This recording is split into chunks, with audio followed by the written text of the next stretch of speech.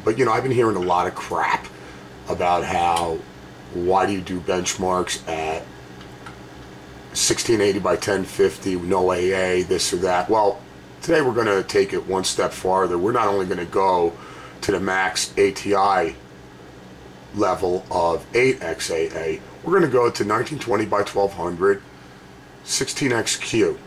Okay, so this is the max resolution you're going to get.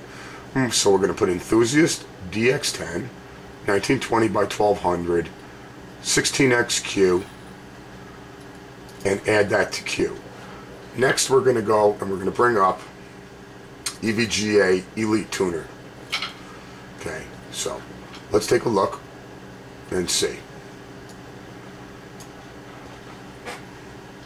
Alright, overclocking. We are running the GPU at 3.95, so let's just say 4 gigahertz. Alrighty. Okay, we can just tuck that over here. Next thing we're going to do is we're going to bring up EVGA Precision. And we're going to take the cards on up to 733 and leave the shader linked. We bring the memory clock up to about 2900 megahertz. Now, you know, on the GPU clock, which this is, okay, it's a lot lower than the ATI's GPU clocks, but the core clocks are twice as fast. Alright, so let's take a look, you know, what these cards can do. Alright, I've seen some pretty good scores out there. Alright, let's also go ahead and we're going to bump the fans up so it's going to get a little loud. You wouldn't normally play like this, but in a benchmarking situation you want to keep those cards as cool as possible. So we're running at 4 gigahertz, 733 on a GPU clock. I don't know why Precision likes to call it core clock, because it's not really true. It's the GPU clock. Alright, the core clock is actually somewhere around 1400 megahertz. But let's go with this, and we're going to tuck this aside. Okay, just so there's nobody saying that this is a fake benchmark or anything, I'm going to show you again. Enthusiast 1920 by 1200, 16xQAA, 3 loops on Avalanche. Add to Q. Let's do this. Clear it and add to Q again. So Enthusiast DX10, 1920 by 1200, 16xQ.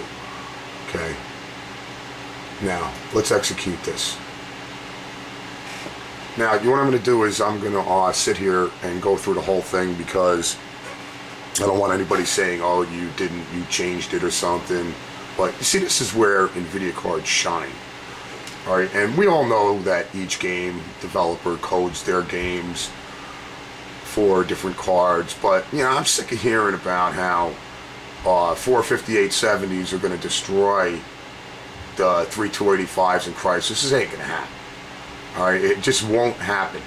Alright, the game is, the code is developed and made for Nvidia cards. Just as Hawks, or let's say I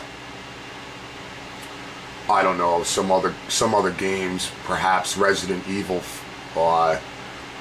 you know, they're coded more for the ATI games. Actually, the Resident Evil 5 is not coded for ATI, but that's a whole nother story. If you ever watch a benchmark on a 5870 running Resident Evil 5, the first quarter of the benchmark is always extremely radically high. So there's something wrong there. We're talking hundreds of frames per second difference, which cannot be. So there's some type of flaw there in that benchmark. But here we are, Crysis Warhead, 1920 by 1200, 16xq. Let's see what kind of frames we can get. What do you think? You think we could hit 100 frames per second? Average? I've seen four of them do maybe 75 at this resolution. Actually, only at 8x, but this is 16xq, so let's be fair.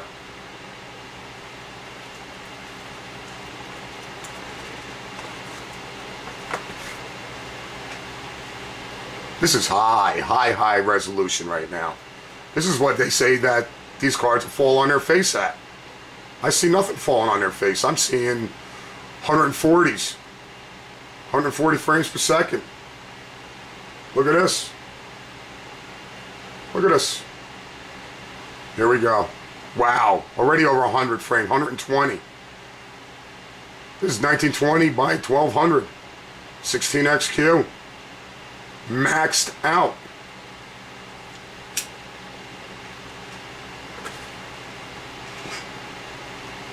Look at that. This, can we hit 100 frames averaged? Wouldn't that be nice?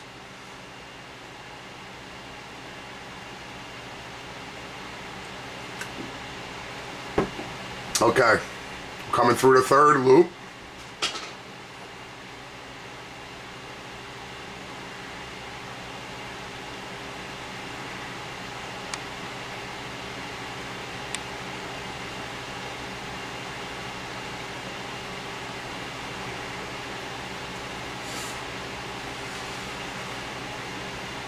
Can we do it? Can we break 100 frame per second average, 1920 by 1200, 16xq?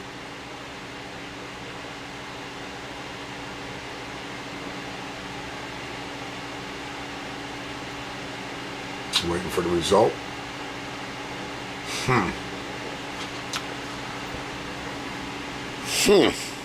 Well, now what I can tell you is that for 285s right now, the fastest run I've seen with 4 285 classifieds is 117 average frames per second. That's fast at 1920 by 1200, 16xq. Let's take a look at what we got. I'm sorry, the cord is... Alright, so let's go over here. So there you go.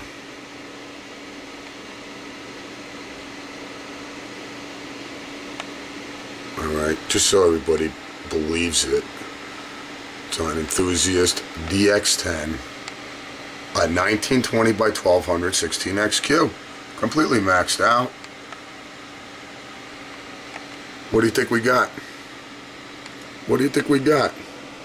DX10 Enthusiast, minimum 33.47, maximum about 160. Look at that average, 107. 107.03. I could probably hit about 120 without the AA, but 107 completely maxed out. Okay, so don't tell me these cards would fall on their face, because they don't. They don't fall on their face at all. All right. 1680 by 1050 is the standard benchmark used. All right, across the board when you're running the Crysis Warhead Benchmark. All right, it's not that we're using that to show higher frames. We're using that because that's the standard, because ATI cards can't even run 16xq. They can only run 8x. They can't run 8xq, they can't run 16x, and they can't run 16xq. So this is many levels of resolution higher than that. Okay? Now, you know, I know I'm going to get a lot of flack again. I'm going to hear something about polygons, or I'm going to hear some stupid thing about a wheel on a door, which I ain't never heard about no wheel on no doors before, but you can bring it on and tell me what you want to say. All right, but there you have it. There's no mistake in that. 107.03 average frames per second. Hell, that might be the fastest 1920 by 1200 16xq run ever, with 3 280